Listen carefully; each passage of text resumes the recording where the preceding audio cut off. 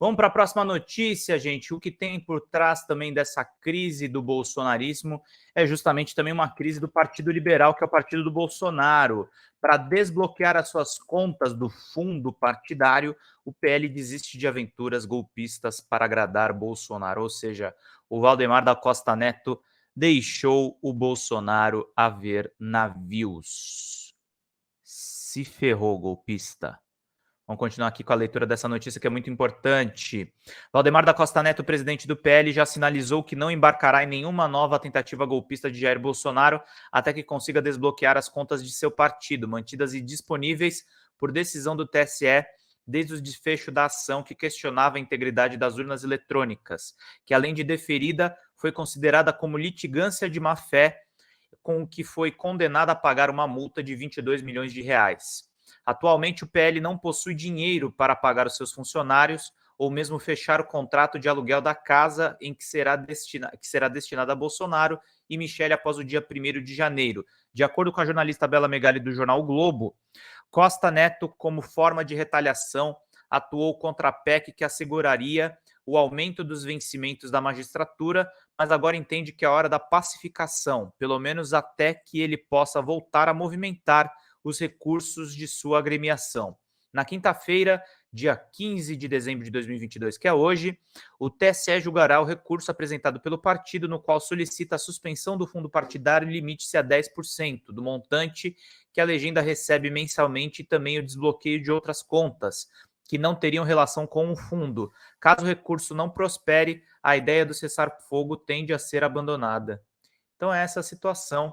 Se o TSE der uma afrouxada, o Valdemar libera e para de fazer essa palhaçada criminosa e golpista de questionar as urnas eletrônicas. Essa é a situação do PL, essa é a situação da Carla Zambelli, essa é a situação das principais figuras do governo de Jair Messias Bolsonaro, um governo morto, um governo que foi derrotado e que é totalmente golpista. Vou ler agora duas reportagens da Folha de São Paulo, gente, que são importantes aqui, para dar uma ideia do quanto a situação se agravou antes da operação da Polícia Federal na manhã de hoje. Lembrando, gente, passamos da metade aqui da nossa live, estamos trazendo notícias quentes para vocês, notícias necessárias para vocês entenderem tudo o que está acontecendo. E tudo isso tem um custo, gente, que geralmente é mais barato do que você comprar o jornal impresso desses grupos de mídia. Com R$5 você paga o meu café da manhã e a gente consegue fazer aqui o nosso trabalho. Obrigado, Léo Rasta. Bom dia, Pedro e amigo. Já cheguei deixando o like. Muito importante deixar o like. Vamos aumentar a nossa audiência, gente. Vamos chegar em 200 pessoas aqui nessa live. Vão curtindo e vão compartilhando. Vão curtindo e vão compartilhando. Vão curtindo e vão compartilhando. Vão curtindo e vão compartilhando, gente. Vamos falar aqui da violência. Violência desmonta discursos sobre atos pacíficos e cria curto-circuito na base de Bolsonaro. Atos antidemocráticos têm sabotagem, saque, sequestro, tentativa de homicídio e autoridades investigam o possível crime de terrorismo. Reportagem do João Pedro Pitombo e do Cauê Fonseca, de Salvador e Porto Alegre. A escalada de violência dos atos antidemocráticos, liderados por bolsonaristas, fez desmoronar o discurso público do presidente Jair Bolsonaro, do PL e de seus aliados, que destacavam as manifestações como ordeiras e pacíficas e buscavam associar os protestos violentos a grupos de esquerda. Com casos de violência que incluem agressões, sabotagem, saque, sequestro e tentativa de homicídio, as manifestações atingiram seu ponto crítico e acenderam um alerta das autoridades, que realizaram prisões e investigam até possível crime de terrorismo. Os responsáveis poderão ser punidos na justiça com base na lei antiterrorismo, legislação que os próprios bolsonaristas tentaram endurecer, visando punir manifestantes de esquerda.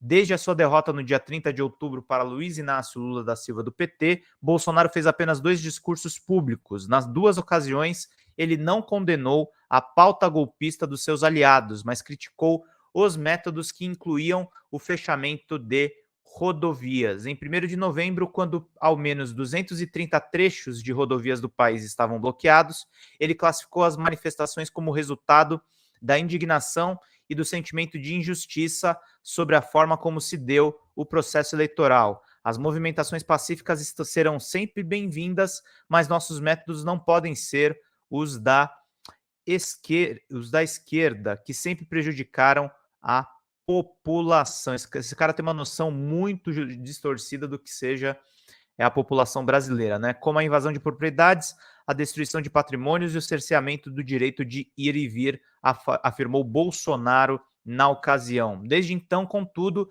as franjas mais radicais do bolsonarismo não só deixaram as ruas, como dobraram a aposta na violência, com destaque para os estados de Santa Catarina, Mato Grosso e Rondônia.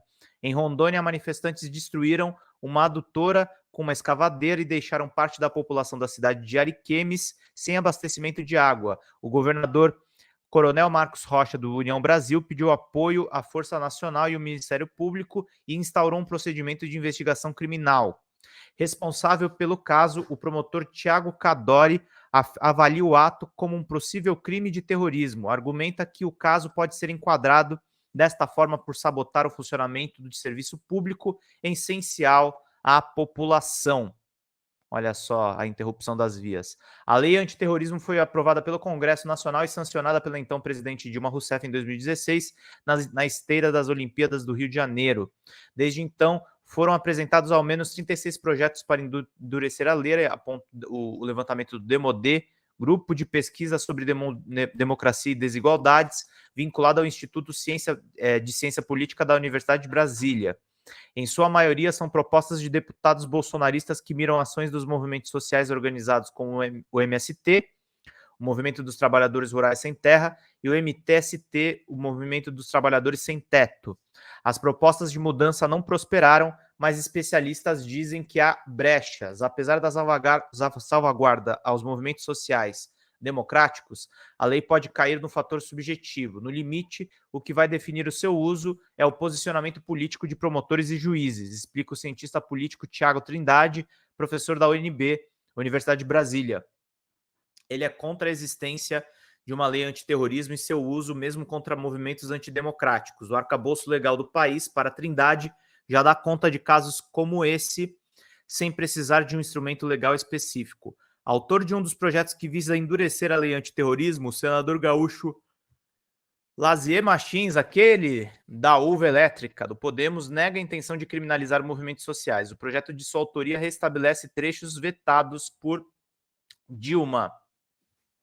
Hoje o senador enfatiza que o contexto político é diferente de 2020, quando o projeto foi debatido pela última vez na Comissão de Constituição e Justiça do Senado e teve relatório favorável do bolsonarista Magno Malta. O texto inclui, entre as definições de atos de terrorismo, incendiar, depredar, saquear, destruir ou explodir meios de transporte ou qualquer bem público e privado, com o objetivo de forçar a autoridade pública a praticar ato, abster-se de o praticar ou a tolerar que se pratique, ou ainda intimidar certas pessoas, grupos de pessoas ou a população em geral. Bolsonaro classificou o projeto de Lazier à época como louvável. Hoje, se aprovado, ele enquadraria com precisão cenas vistas em Mato Grosso nas últimas semanas. Sigo defendendo que a lei é meritória contra promover incêndios, quebra-quebras e baderna. Não tenho visto isso nas manifestações políticas de hoje, salvo alguns casos pontuais em rodovias, diz o senador. Ou seja, Lazier Martins é um puta do bolsonarista, né? Além da investigação de terrorismo em Rondônia, o Ministério Público Federal do Pará investiga crime de tentativa de homicídio qualificado após um grupo de bolsonaristas que comandou bloqueios na BR-163 em Novo Progresso atacar a tiros agentes da PRF, Polícia Rodoviária Federal. Na avaliação da Procuradoria, o grupo é suspeito de 10 crimes, incluindo tentativa de homicídio qualificado, achincalhou instituições e buscou uma constrangedora, criminosa e delirante intervenção militar.